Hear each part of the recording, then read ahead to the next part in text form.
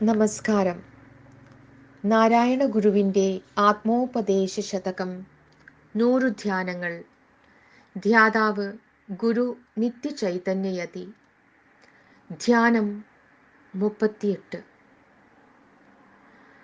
പലവിധമായറിയുന്നതന്യ ഒന്നായി വിലസുവതാം സമ എന്നു മേലിലോതും നിലയറിഞ്ഞ് നിവർന്ന് സാമ്യമേലും കലയിലലിഞ്ഞു കലർന്നിരുന്നിടേണം.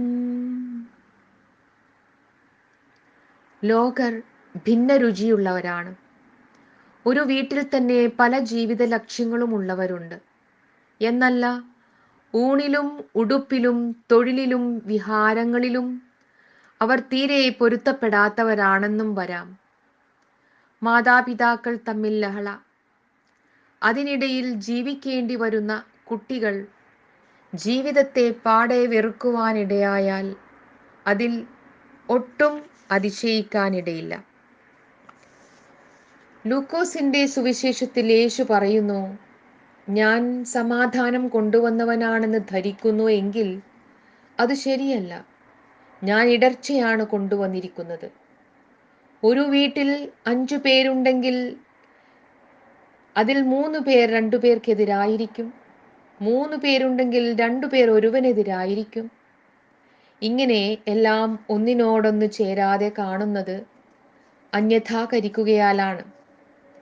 ഇതിൽ നിന്നും പുറത്തു വരാനുള്ള ഒരു പോംവഴിയുണ്ട്. അത് സമബുദ്ധിയാണ്. ഭഗവത്ഗീത അത് ഇപ്രകാരം ഉപദേശിക്കുന്നു. ഖോട്ട്. ഗീത 6-ാം അധ്യായം 29, 30, 31.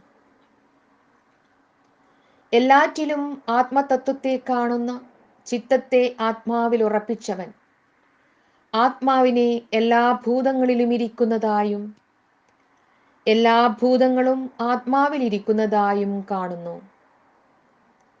യാതൊരുവൻ എല്ലാറ്റിലും എന്നെ കാണുന്നു, അതുപോലെ തന്നെ എല്ലാറ്റിനെയും എന്നിൽ കാണുകയും ചെയ്യുന്നു, അവന് ഞാൻ ഇല്ലാതാകുന്നില്ല, എനിക്ക് അവനും ഇല്ലാതാകുന്നില്ല. ഏകത്വത്തിൽ സ്ഥിതി ചെയ്യുന്ന യാതൊരുവൻ എല്ലാ ഭൂതങ്ങളിലും വ്യാപിച്ചിരിക്കുന്ന എന്നെ ധ്യാനിച്ചു കൊണ്ടിരിക്കുന്നുവോ, ആ യോഗി ഏതു വിധത്തിൽ ഇരിക്കുന്നവനായാലും എന്നിലിരിക്കുന്നു. എല്ലാറ്റിനെയും ആത്മൗപമ്യമായി കാണുന്നവൻ സകലരിലും ഒരുപോലെ കരുണയുള്ളവനായിരിക്കുമെന്ന് പറയേണ്ടല്ലോ. മനസ്സ് കൊടുക്കാറ്റ് പോലെ ചിലപ്പോൾ അതിനിഷ്ടമുള്ളിടത്തേക്ക് അടിച്ചേക്കാം. എന്നാലും അത് സൗമ്യമാകുമ്പോൾ അതിനെ ശ്രദ്ധയോടുകൂടി വീണ്ടും വീണ്ടും വൈരാഗ്യം ശീലിപ്പിച്ച് കരുണയും മൈത്രിയും ഉള്ളതാക്കി പ്രശാന്തമാക്കുന്നതിന് സമദൃഷ്ടി അത്യന്തം സഹായകമാണ്. മനസ്സ് ഓരോ മുൻവിധിയിൽ ഇഴുകിപ്പിടിച്ച് കിടക്കുകയാണ്. അതുകൊണ്ട് പലരോടും പലതിനോടും വിപരീത ബുദ്ധി കാണിച്ചേക്കും.